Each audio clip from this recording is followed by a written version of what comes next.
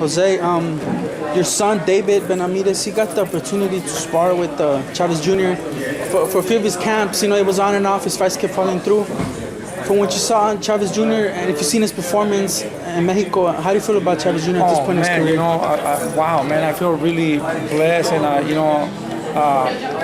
once we were chasing Chavez Jr. for almost 2-3 years just to spar and see, just to see where we at, and see how David would do, and it was incredible, the way he was connecting and moving. And man, it just took us to another level also to see where we at, with one his ability, your son, exactly. David, yeah. So, he did really good, and I think, because, to be honest with you, everybody tells me that David's going to be a champion, and, they tell me a lot of good things. They told you the same about your son, Jose, so you already been through that. Yeah, to be honest with you, he's my son. I really don't see that. If they do good, I want them to do even better. And I always tell people, let's see how he does in this fight so we could get him to the next level, I'm just so worried and so occupied on trying to make it better. And for him not to get hit less, And whatever God wants, whenever it's time to fight for a world title, hopefully he'll be ready. And we just train hard and keep going, little by little. As for Chavez Jr., man, with that win, it seems like he resurrected his career. A lot of people had given up to him. Now they're very interested in Canelo versus Chavez Jr. Obviously, the fight's at a cash weight of 165, man. From what you saw, his training regimen, do you think he could make 165? No. To be honest, and a lot of people are thinking the same thing. He could do the weight. Is he going to be strong? Is he going to be ready for Canelo? I think Canelo's going to rip him apart, man. I think at 165. At 165, yeah. There's no doubt. When was the last time he was 165? You know. He'll get dehydrated, just to get there for that fight, that weight.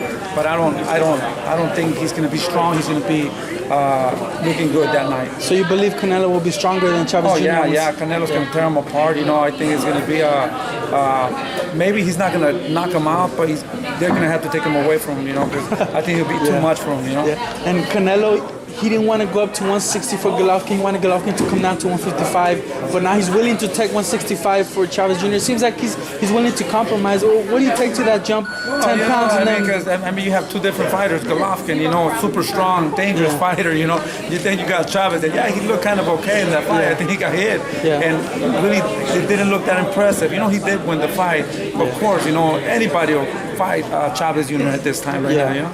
And Chavez Jr., man, do you think he'll be better instead that he stays at 168 then and moves forward? Will Golovkin be a better matchup for him at 168 than Canelo at 165 from what you're saying, Oh, yeah, of course. Even 168, 1 pound, 2 pounds, sometimes it's really hard. That's what gets you really, really dehydrated and bad.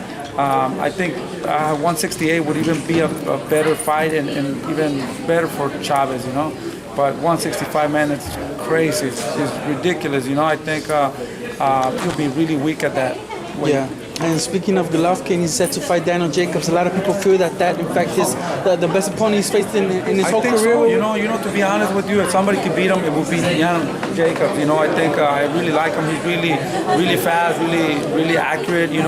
As you've seen, Golovkin, he gets hit a lot. His defense is not the best. He says he's willingly to draw the opponent out.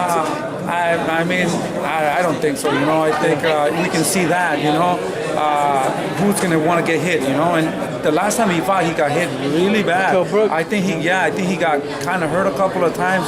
Why would we want to risk that, His mentality was that he felt Brook wasn't a 160 fighter, so he took the punches, walked through him. Did you see that as a trainer? Yeah. Well, that was a big mistake, You can never underestimate nobody, Like I said, he got hit really bad, and I was excited. It was exciting when I was watching those rounds, like, whoa, But finally he did break him down. Last question. As a trainer, Daniel Jacobs is mixing in Virgil Hunter into his camp going into the Golovkin fight. How do you feel about that? A lot of people wanted to see Golovkin Ward. You got Virgil Hunter in his corner now. How does he play a role in this fight? Golovkin and Jacobs and Hunter.